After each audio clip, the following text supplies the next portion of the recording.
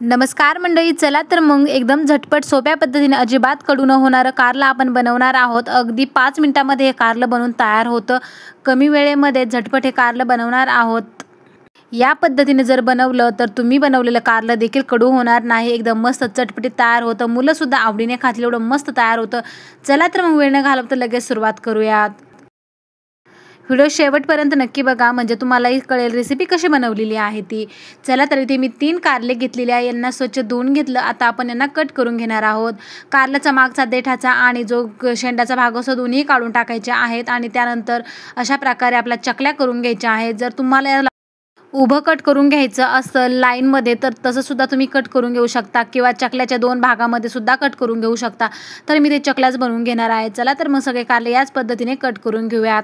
कारली कट केली की यामधल्या बिया काढून टाकायच्या। जर तुम्हाला आवडत असेल बिया तर तुम्ही नक्कीच ठेवू शकता। जर जाड्या असेल एकदम निब्बर तर त्या काढून टाकायच्या। कोवळ्या असेल तर ठेवल्या तरी देखील चालणार आहे। तर या कारल्याच्या बिया ज्या आहेत एकदम कडक आहेत, म्हणजे टणक आहेत, बघू शकता एकदम कडक ह्या बिया आहेत, त्यामुळे मी ह्या सगळ्या बिया काढून टाकणार आहेत। तर किती सोपं आहे कारलं चिरायला सुद्धा। एकदम चकल्या करायच्या आणि बिया सुद्धा सहज निघतात। अंगठ्याने इकून दाबलं की दुसऱ्या साईडने लगेच बिया खाली पडतात। तर अशा प्रकारे ते सगळं कारलं आपण कट करून घेणार आहोत। एकदम मस्त आणि झटपट हे कारलं तयार होतं। अगदी 5-6 मिनिटांमध्ये कारलं बनवून तयार होतं। सकाळच्या घाई गडबडीमध्ये सुद्धा तुम्ही अशा प्रकारची कारल्याची सुकी भाजी नक्की बनवू शकता। चला तर मग कारलं छान असं कट करून झालेलं आहे। बिया सुद्धा काढून घेतल्या। आपण याला मॅरिनेट करणार आहोत। इथे मी चतकुर हिस्सा घेतलेला आहे लिंबाचा, तर तेवढा यामध्ये घालून घ्यायचा आहे। जर कारल्याचं प्रमाण जास्त असेल तर लिंबू थोडंसं जास्त घ्यायचं। तर इथे चतकुर लिंबू मी यामध्ये पिळून घेतलेला आहे। त्यानंतर थोडीशी हळद टाकून घ्यायची, त्यामुळे कारल्याचा कडूपणा हा कमी होतो हळदीमुळे। तर आता हळद टाकून घेतली, यामध्ये मीठ सुद्धा टाकून घ्यायचं। मिठामुळे सुद्धा कडवटपणा कमी होतो। चला तर मग आता याला थोडा वेळ आपण असंच ठेवणार आहोत। अगदी 5 मिनिटं किंवा मग त्यापेक्षा कमी मिनिटांमध्ये ठेवलं तरी देखील चालणार आहे। लिंबू, मीठ आणि हळद व्यवस्थित असं कारल्याला लागलं की कडवटपणा सुद्धा कमी होतो।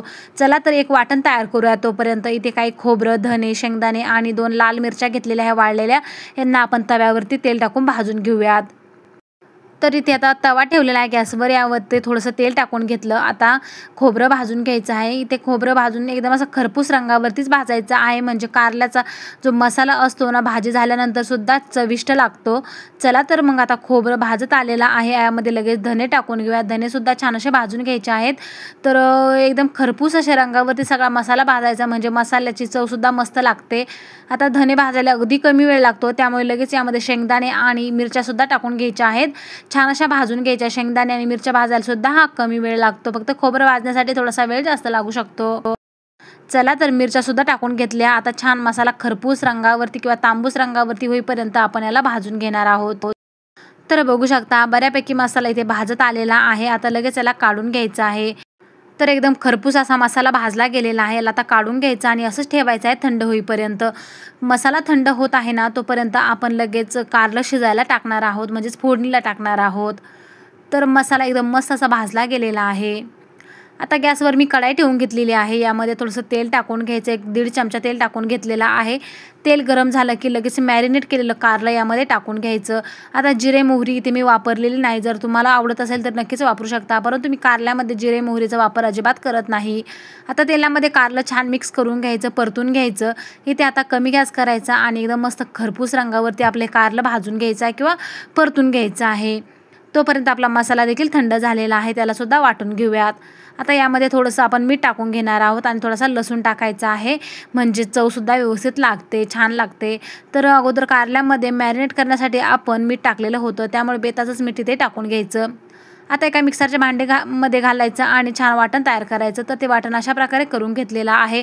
जास्त चिकन बारीकसुद्धा वाटलं नाही किंवा जास्त जाडंसुद्धा ठेवलेलं नाही। तर कारलं बघू शकता किती मस्त तांबूस रंगावरती परतून झालेला आहे। लगेच मसाला टाकून घेऊयात, म्हणजे कारलं बऱ्यापैकी शिजलेलं आहे। तर आता मसाला टाकून घेतलेला आहे। छान मसाला कारल्यामध्ये परतून घ्यायचा आहे। तर आता थोडीशी साखर टाकायची आहे मसाला टाकल्यानंतर, अगदी थोड्या प्रमाणामध्ये टाकायची, म्हणजे कारल्याची चव खूपच मस्त लागते साखरेमुळे। चला तर आता साखर टाकून आता छान मिक्स करून घेऊयात। आता इथे कमी गॅस ठेवून छान मसालासुद्धा भाजून घ्यायचा आहे। कारलंसुद्धा थोडंसं शिजायचं बाकी राहिलेलं आहे। कारलंसुद्धा वाफेवरती शिजून निघेल। यावर थोडा वेळ झाकण ठेवायचं, म्हणजे कारलं अर्धवट शिजलेलं आहे ते सुद्धा पूर्ण शिजेल आणि मसालासुद्धा छान परतला जाईल। एकदम झटपट आणि सोप्या पद्धतीने सहज कोणीही बनवू शकेल एवढं सोपं कारलं मी तुमच्यासोबत आज शेअर केलेलं आहे। जर आजची कारल्याची रेसिपी जराही आवडली तर नक्कीच एक लाईक करा, इतरांसोबत सुद्धा ही कारल्याची रेसिपी नक्की शेअर करा। मस्त कुरकुरीत असं खमंग चवीचे कारले ते तयार झालेलं आहे।